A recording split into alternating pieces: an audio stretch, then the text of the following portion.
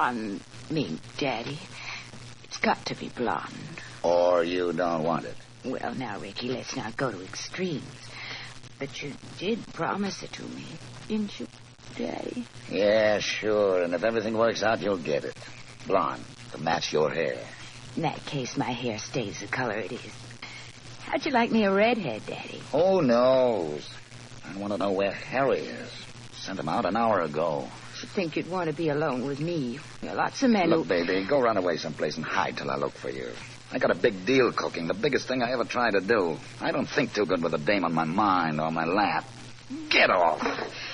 Well, I like that. You got me smelling like a beauty parlor. Boss, I got to talk to you. I've been waiting for you, Harry. Come on in. Goodbye, baby. Far be it from me to interrupt an important business conference. Goodbye, baby. Okay, Ricky, I'm going. That mink, Daddy. Just make sure it's blonde, will you? Well, Harry, what is it? What goes on? Boss, that extortion we got with Peter White is off. He's hot as a two-bit pistol. I'm listening. I just trailed the guy White like you told me to. You wanted to know everything he did today. Okay, so there I am trailing him, and where do you think he goes? How would I know? He goes right to the office of Philo Vance, that's where. Philo Vance, the private investigator? Well, there couldn't be two guys with that name, and Vance is one guy I don't want to mess with. He's too smart, boss. You know that. Sure, he's smart, Harry. But I've had this racket planned for too long to let any one guy spoil it. We're going through with it, Vance or no Vance. Well, if this guy White has hired Vance, you still think you can put the heat on him? That's right. That's what I think. Oh, but, boss, we're putting our head in a sling. We can't grab Peter White with Vance around. That's just the point, Harry. You and I will see that Vance isn't around.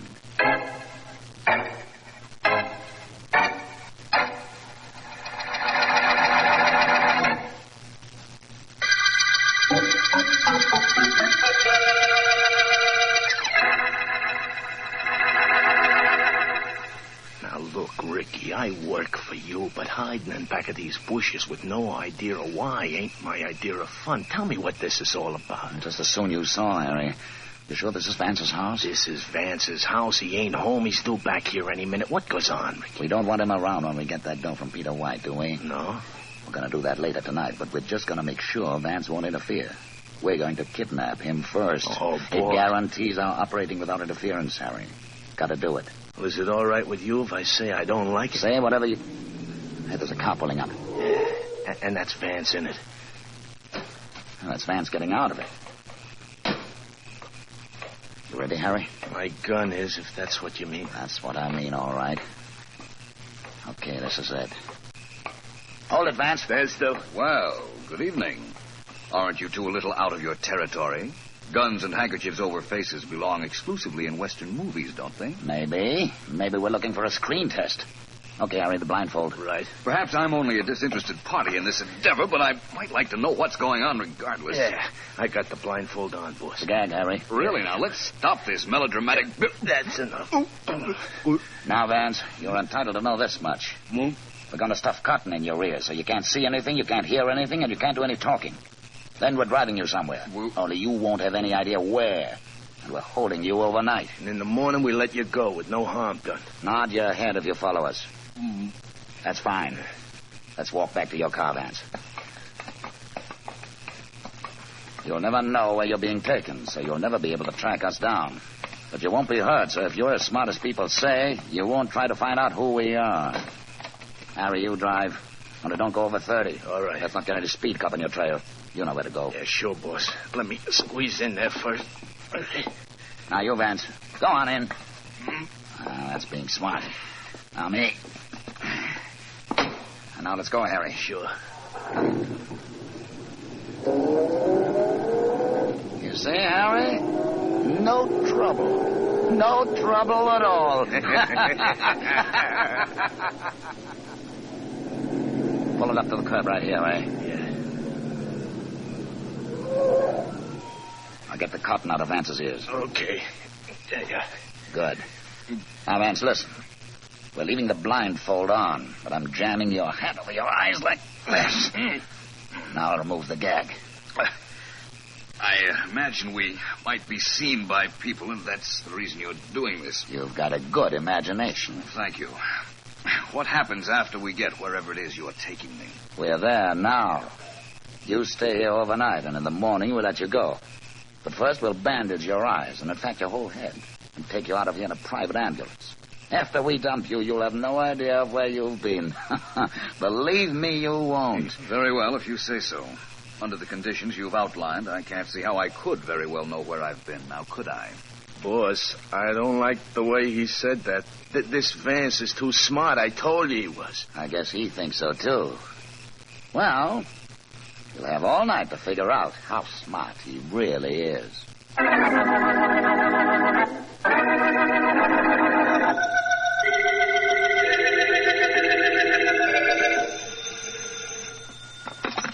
Hello, Philo Vance's office. Hello, Vance, come in yet? This is Markham. Oh, hello, Mr. Markham. No, we haven't heard from him. His secretary, Miss Deering, has gone up to his apartment to see what she might find out there. It's quite urgent I talk to him. You know, this isn't like Vance. Oh, no, sir, it's not. I'll have him phone you the minute... Miss Henderson. Oh, he's here now, Mr. Markham. Just a minute. Markham on the phone for me. I'll take it in my private office. Just a minute, please, Mr. Markham. Mr. Vance will pick up his call. I've got it, Miss Henderson. All right, Mr. Vance. Hello, Markham.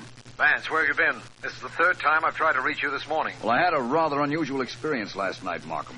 I was kidnapped, but I don't know why or by whom. Kidnapped? Don't let it concern you. I've been released, and I'm completely unharmed, except for the fact that I haven't slept. I'll tell you all about it when I see you. Why have you been trying to get me? Well, there's been another murder, Vance. Peter White was killed. You know him? No, he was in my office yesterday, but I was out. I spoke to him on the telephone, though. He told me that he'd been threatened by extortionists. I advised him to go to the police. Well, he never did. And it's too bad he didn't, because there was a terrible struggle at his house sometime after midnight, and he's dead. Any clues, Markham? None of any importance. We know he drew $100,000 in cash from the bank yesterday, and that's gone. And we picked up his brother, who claims not to have seen the dead man in years. That's all. That might be enough. You've had a tough night, Vance, but are you too tired to meet me at Mr. White's house? There's been a murder, hasn't there, Markham? Believe me, I'm not a bit tired now. But I've another stop to make first.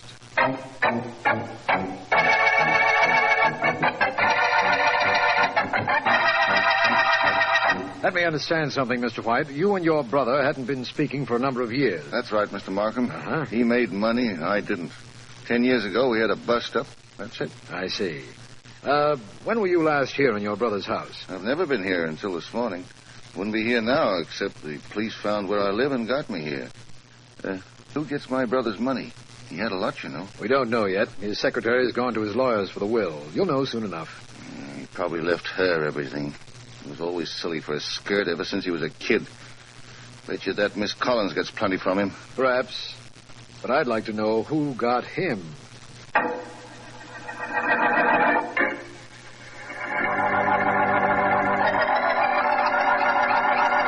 Well, Daddy, I'm here.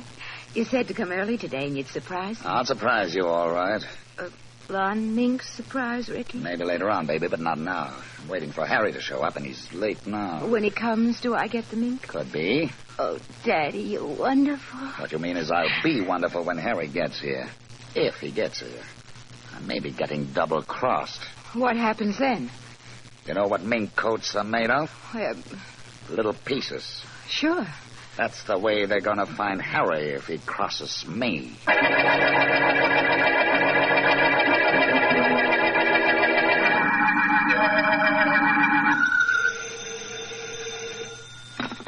Hello, Philo Vance's office. This is Mr. Vance, Miss Henderson. Oh, yes, sir. Miss Henderson, do you know where to reach Mr. Markham? I could try his office, sir. Well, I just tried, and he's not there. He's not at the home of the late Mr. White, either. In the event that he calls in, ask him to do me a favor, will you? Oh, of course, Mr. Vance. What is it? Ask him to find out what business the dead man was in. I've been checking all over town, and nobody has any idea how he accumulated all his money.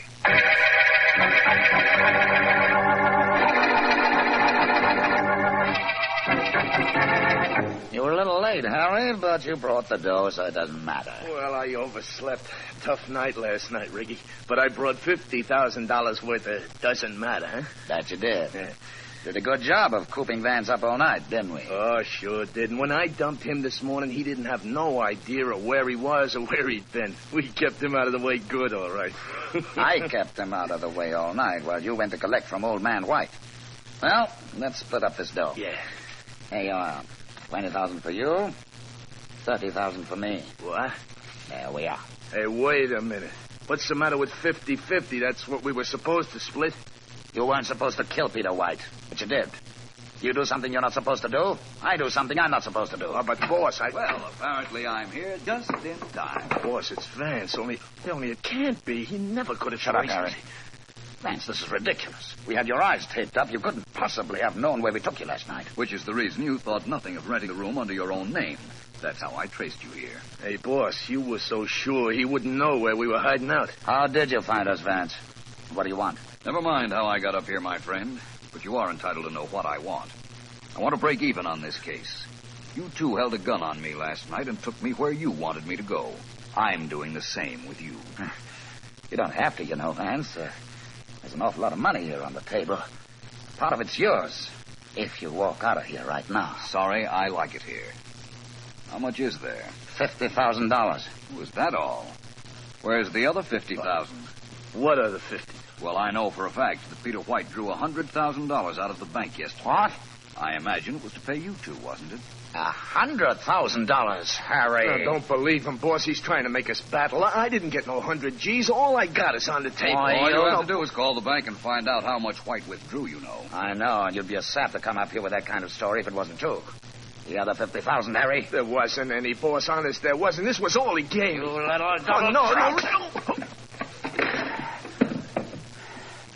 Holding out $50,000 on me, was he? Thanks for letting me take that poker then, Vance. He raided it. Holding out on me and knocking off the old guy.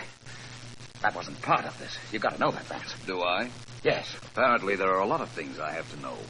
I'm not satisfied I know them all yet. Look, Vance, I'm no chump. You've got us both. So how you found out where we took you last night, so you could trace us here, I don't know. But that guy White was NG. You know where he got his dough? No, but the district attorney will be delighted to find out. I'll save him trouble. White was a racket king, Vance. He backed tough guys who wanted to set up gambling joints. The talk I hear is that he crossed the last guy and was on the spot. Now you're trying to tell me that a racketeer killed White. I'm not telling you anything. Chances are this punk Harry killed him, I don't know. Giving you information and I'm trying to make a deal. You're wasting your time. Pick up your friend Harry and we'll get going to police headquarters. Okay, Vance, but... Well... This is different. What is? Well, there happens to be a very good friend of mine in back of you right now, Vance. A friend with a gun. It's quite possible. I thought I heard a door open a minute ago. That really earns me my mink coat, Ricky. You were a lifesaver, baby. You sure let Vance have it. Did I kill him? No, he'll be asleep, though, for a long time. Come on, let's blow this place. Suits me. How about that mink coat, Ricky? I'll buy you 2 of them, baby, after this. 2 of them, so you can keep real warm. Okay. The second one isn't to keep me warm. It's to keep me quiet.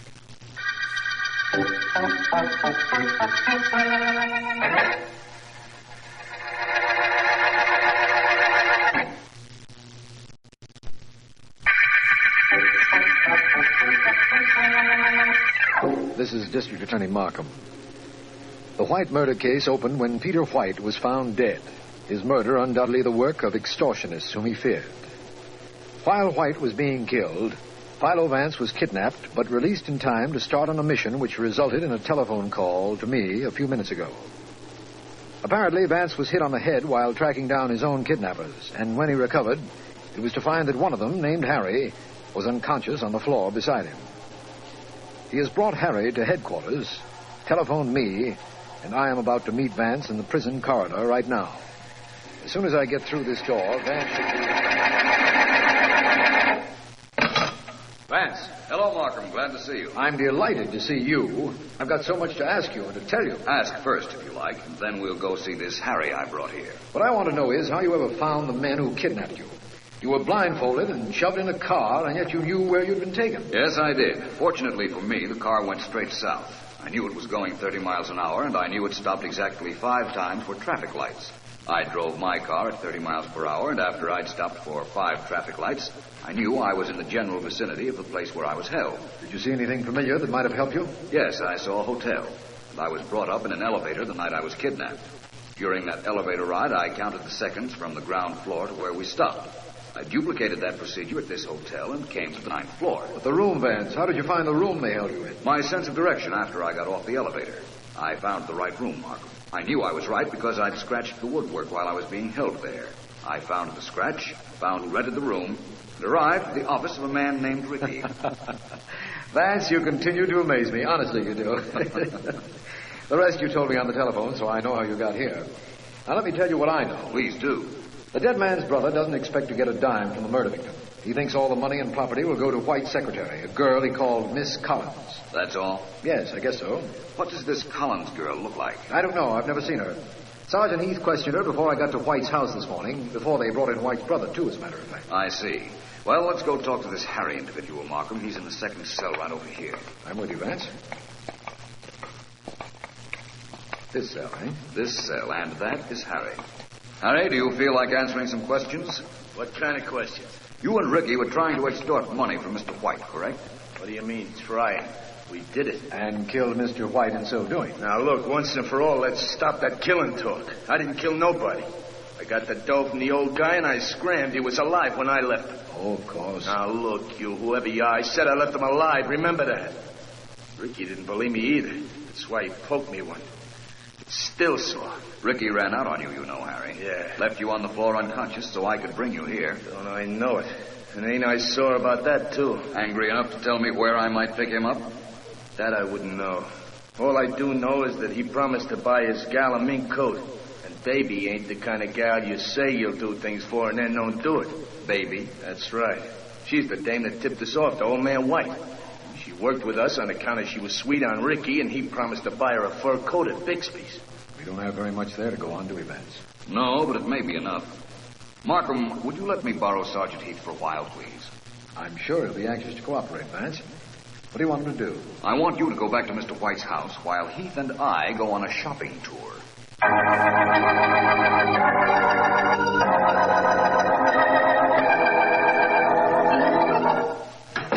Well, come on, Ricky, darling. I'm all ready. It's about time you got here. We've got to move fast. The longer I stay in this town, the hotter it is for me. And the colder it might be for me. The mink coat, remember? Baby, I've been thinking. What about, Daddy? Well, Harry was awful sure he only collected $50,000 from old man White. We know he drew $100,000 from the bank. What happened to the other 50 G's? Why ask me, Daddy? Oh, come on, let's go buy that coat you promised. Baby, maybe Harry was telling the truth. Maybe he didn't kill old man White. Maybe you did. And grabbed the other $50,000 for yourself. Rick. Don't Ricky me. You could have done it. You planned this White thing with us. You knew the score every step of the way. Oh, baby, did you kill White? Now, Daddy, you know better than to think that Did you do it? You do. Daddy, please, you know I wouldn't do anything like that to you. You knocked off the guy and kept the other $50,000, didn't you? Didn't you? Oh, Daddy, Ricky, please. How could I cross you? You know I wouldn't. Ricky, darling, hit me again if you want to, but you gotta believe me. Okay. Now we gotta blow out of here. Everything looks all right, but I've got a feeling. Come on, let's go. Sure, Ricky, like you say, let's go. But let's get that mink coat first, okay?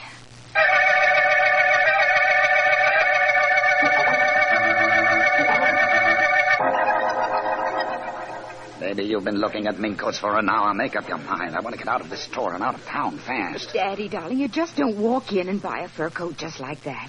You gotta look at it and blow on the fur like this. Make sure it's a good mink. I don't care if it's a good or a bad mink. Get what you want and let's get out of here. Daddy, you're so silly. Now step away from the mirror a minute. Okay. That's better. Kind of like the way this one looks, don't you? Sure, I like it. Take it, have it wrapped, wear it out, do anything you want, but let's do it fast. Oh, you're so impetuous, Ricky. Okay. Oh, I think I'll take this. I don't think either of you will take anything except a walk with me. Vance, not you again. This is getting to be a habit. Yes, isn't it? Look around you, Ricky. You'll see Police Sergeant Heath and a dozen men, so don't do anything foolish. We're surrounded, Ricky. Yeah. You and your mink coats.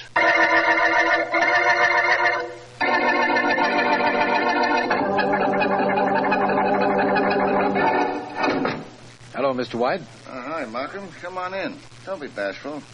This was my brother's house, but you and the police have been practically living in it anyhow. I don't imagine I'll be here long. Philo Vance just telephoned me that he's brought a couple of suspects down to headquarters and is on the way here. By the way, we've found your brother's will. Oh, really? Yes. Where do I fit in it? You don't. You get exactly $1 after the estate is sold. The rest of the money goes to charity. It's just like my brother. Strangers get his money. Me, I don't get a buck. Well, you were wrong about his secretary. The Miss Collins you mentioned got nothing. Well, in that case, I feel a little better about the whole thing now. Hello, Markham. Hi, Vance. Oh, this is Mr. White, the dead man's brother. How do you do? Hiya. Well, Vance, I guess our case is about closed, isn't it? You picked up the head man, Ricky, and his girlfriend, I understand. Just as I told you on the phone, Markham.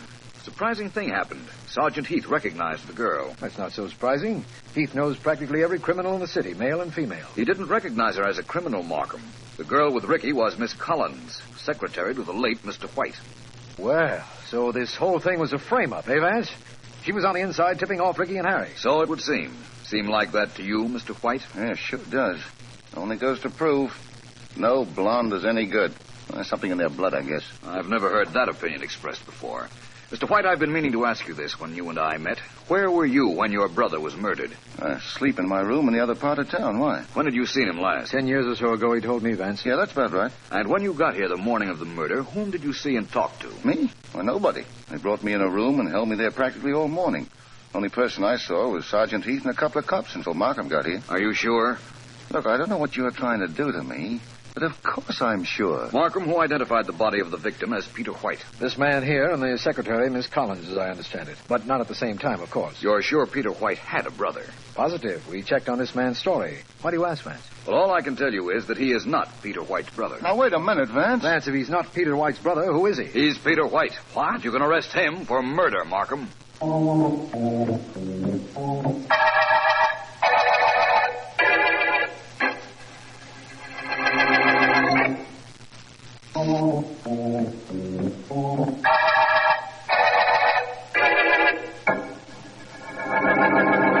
Further notes on the White murder case, please, Miss Henderson. I'm ready, Mr. Vance. Right. When Peter White was first threatened by extortionists, he formed a plan. In order to understand this plan, it must be known that White knew he was going to be put on the spot by a racket leader he had double-crossed. Our friend Ricky informed me of that just before his blonde girlfriend hit me with a gun. I've got that, Mr. Vance. Good. To continue. The extortion threat Mr. White received proved a wonderful out for him. He decided to send for his brother, whom he hadn't seen in years, murder the brother, and leave the body to be identified by his secretary as his own. Mr. Vance, excuse me for interrupting, but didn't I understand that the secretary was working with Ricky and Harry? White allowed her to do that. He wanted to make sure they would extort money from him, you see. Actually, she was double-crossing Ricky all the time. Oh. Mr. White drew $100,000 from his bank in cash. We knew that. $50,000 of it he paid to Harry, the extortionist sent by Ricky. The other $50,000 he hid so that when the case was over and he was declared legally dead, he could have enough money to make a new start in another city.